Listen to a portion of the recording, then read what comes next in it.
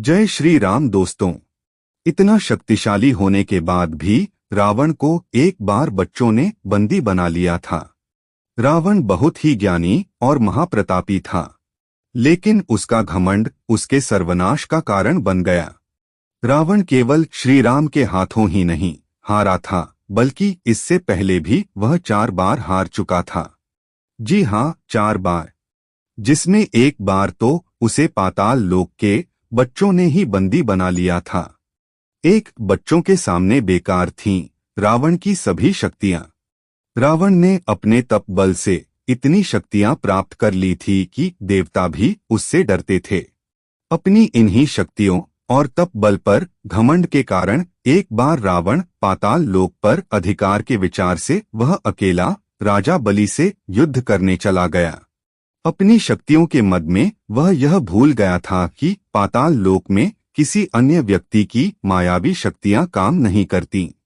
जब रावण वहां पहुंचा तो बाहर खेल रहे बच्चे उसे आश्चर्य से देखने लगे, क्योंकि नागलोक का न होने के कारण एक तो वह उन्हें देखने में अजीब लग रहा था, साथ ही वह राजा बलि को युद्ध के लिए ललकार रहा था।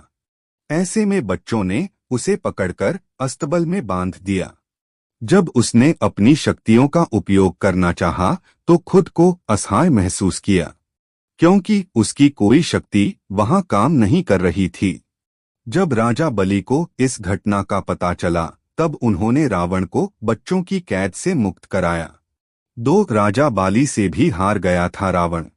किष्किंधा के राजा बाली महाबली था। उसने अधर्म से अपने भाई का राज्य हड़पा और उसकी पत्नी को बंदी बनाकर भाई को राज्य से निकाल दिया।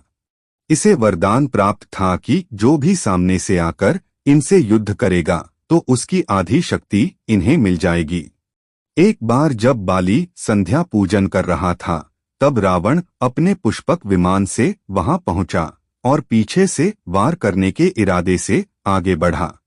लेकिन बाली ने रावण को देख लिया और उसे अपने एक हाथ में दबाकर 4 समुद्रों की परिक्रमा लगा ली। इतना बलशाली था बाली। रावण ने अपने प्राणों की रक्षा के लिए बाली से क्षमा मांगी और उसकी तरफ मित्रता का हाथ बढ़ाया। बाली ने रावण की मित्रता स्वीकार कर ली। 3 सहस्त्रबाहु ने पानी में बहा दिया था रावण को। सहस्त्रबाहु अर्जुन का नाम कार्तवीर्य अर्जुन था। अपने तप से गुरु दत्तात्रेय को प्रसन्न कर उसने 1000 भुजाओं का वरदान प्राप्त किया था। एक बार सहस्त्रबाहु नर्मदा नदी में स्नान कर रहा था। रावण भी उस समय वहीं स्नान कर रहा था। कौतूहलवश उसने अपनी भुजाओं से नर्मदा का जल रोका तो नदी में प्रवाह बंद हो गया।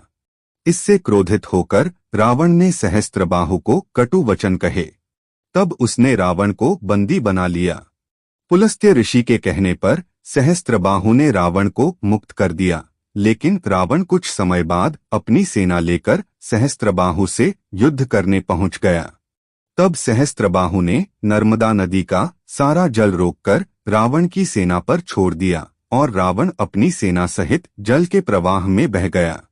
4 भगवान शिव से युद्ध करने पहुंच गया था रावण। रावण भगवान शिव का अनन्य भक्त था, लेकिन जब इंसान का बुरा समय आता है, अपनी शक्तियों के घमंड में रावण भगवान शंकर से युद्ध करने के लिए कैलाश पर्वत पर जा पहुंचा। उसने भगवान शिव को युद्ध के लिए ललकारा, लेकिन जब शिव शंभू ने उसे कोई उत्तर नहीं दिया और ध्यान मग्न बैठे रहे तो रावण ने उन्हें कैलाश सहित उठाकर फेंकने का मन बनाया और वह पर्वत उखाड़ने लगा। इस पर भगवान शिव ने केवल अपने अंगूठे के बल से कैलाश को स्थिर कर दिया और रावण का हाथ पर्वत के नीचे दब गया।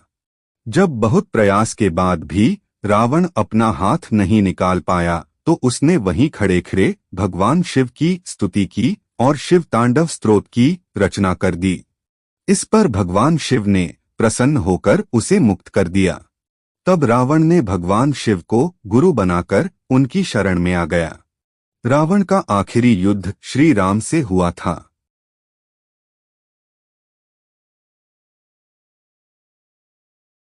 इसके बाद वह भगवान राम से युद्ध में लीन हुआ। यह युद्ध उसके जीवन का अंतिम युद्ध साबित हुआ। न केवल वह खुद मृत्यु लोक पहुंच गया, बल्कि उसने अपने परिवार और वंश का भी नाश किया।